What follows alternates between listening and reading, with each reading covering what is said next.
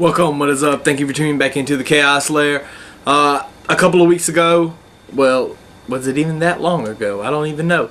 May have been sometime a week and a half ago, something like that. I posted a video online that said, and posed the question, wrestler's death that changed you. That changed you the most, or that affected you the most, or, whatever. So I wanted to do a follow-up on that with the original idea that I'm stealing from the Bleacher Report, where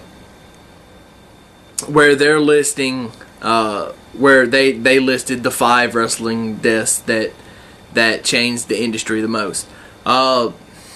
They list Lance Cade on this.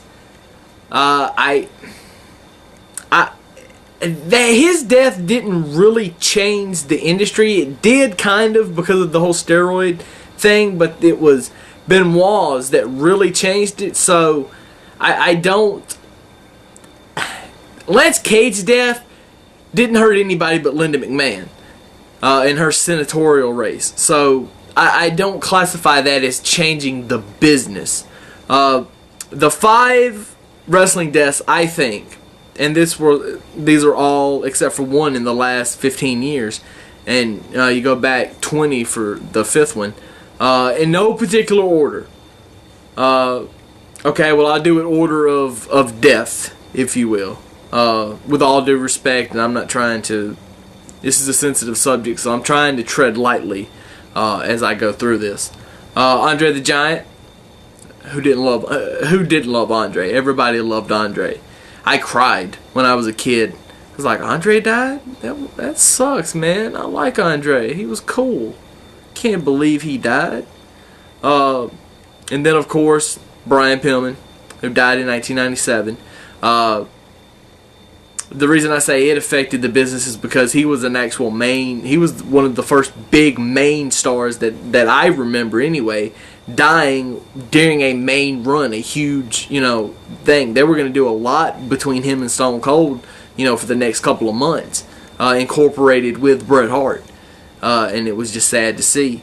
Plus, they announced it on a live pay-per-view, and then the following year, Owen Hart died, and they had to announce that over that was just horrible. Nobody in the WWE nobody since has came down from the rafters, and I don't think nobody ever will after that, no matter how good the equipment is. Of course, Eddie Guerrero. What are you gonna say? It's Eddie Guerrero, and he's another one of those guys that it just kind of happened, and it sucked bad.